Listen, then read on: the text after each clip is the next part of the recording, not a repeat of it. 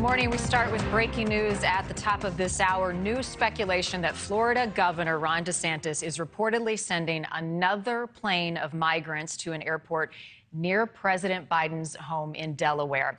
Robert Sherman is joining us live in Eagle Pass, Texas, with the very latest this morning. Robert, what are you hearing at this hour on the heels of that last plane that went to Martha's Vineyard and also to the vice president's home? Well, of course, Marni, that garnered a lot of attention, so news that another one could possibly be in the works is definitely exciting a lot of folks in terms of what could be happening. Newsweek has been reporting that looking at certain flight tracking servers, for example, that the same plane that was used to fly into Martha's Vineyard carrying those migrants is scheduled to arrive in Delaware this afternoon at an airport that's less than an hour away from Rehoboth Beach, where the president is known to have a vacation home. Now, NewsNation has done its own due diligence on this. We've called the charter company. They say they don't give any information on private charters. But that airport, Georgetown Airport in Delaware, says that they directed us to the website flightaware.com. They said that's the only place that you can get their scheduled arrivals. And on that website, it does show the same tag number on that plane scheduled to arrive in Delaware precisely at 1:32 p.m. Eastern time. So, again, there's a lot of speculation out there. What does that mean? We don't know. We don't know if this is going to be a repeat of what happened last week,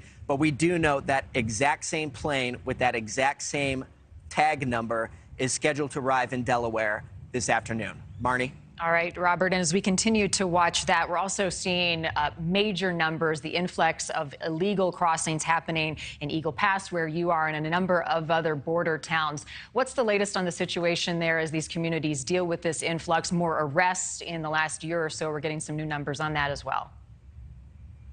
Right. So the latest numbers just came out yesterday showing that now there have been over 2.1 million migrant encounters here at the U.S.-Mexico border this year. This has never been seen before in a single fiscal year, coming to that tally mark. But one thing that is interesting, Marni, I do want to show some of these numbers here. You look at the way that the landscape of the U.S.-Mexico border has changed. So you look at the Rio Grande Valley, for example. This has traditionally been the epicenter of the U.S.-Mexico border. You see those numbers there. It's still leading the way this year with 440,000 migrant encounters.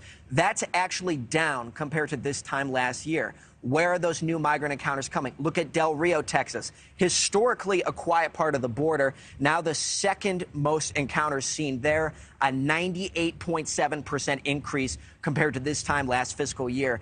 And then Yuma, Arizona. Again, same story. Historically quiet part of the border, a 208% increase compared to this time last fiscal year, 284,000 migrant encounters. And it's worth noting, Marni, there is still a whole month left to go in this fiscal year. We talked to the local officials who are here in Maverick County, and this has been one of the hardest hit areas, and they tell us that a year ago they thought that this crisis would last a few months. Now they don't see an end in sight. They say it could go on for another year or two.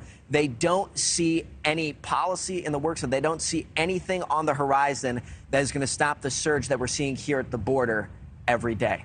Marni? So many of these communities overwhelmed, and now we're hearing this latest development, Robert, of a plane that has possibly left Texas for Florida and then potentially to Delaware. Whether or not migrants from that area are on that plane, we will continue to look into this morning. Robert Sherman joining us live from Eagle Pass on the border this morning. Robert, thank you. We'll be checking back in with you shortly.